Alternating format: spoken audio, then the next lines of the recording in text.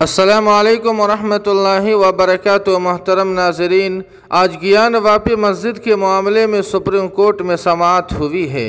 آپ کو بتلا دیں کہ دونوں فریق کے دلائل اور بحثوں کو سننے کے بعد سپریم کورٹ نے جو فیصلہ سنایا ہے وہ ہم آپ کی خدمت میں پیش کرنے جا رہے ہیں۔ جی ہاں ناظرین کرام، آپ کو بتلا دیں کہ سپریم کورٹ نے فیصلہ سناتے ہوئے چند اہم اور بنیادی باتیں کہی ہیں۔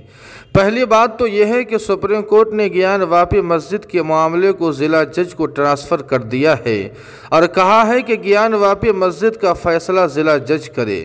دوسری بات یہ کہی ہے کہ نماز پڑھنے کی اجازت برقرار رہے گی، نماز پڑھنے سے کسی کو روکا نہیں جائے گا۔ اور تیسری بات یہ کہی ہے کہ 8 ہفتے تک سپریم کورٹ کا عبوری فیصلہ برقرار رہے گا۔ اور چوتھی بات یہ کہی ہے کہ ضلع انتظامیہ وضو کے لیے الگ سے انتظام کرے۔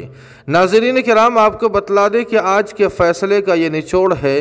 مزید تمام تر تفصیلات بھی انشاءاللہ منظر عام پر آ جائے گی، جو ہم بھی آپ کی خدمت پہ پیش کرنے کی کوشش کریں گے۔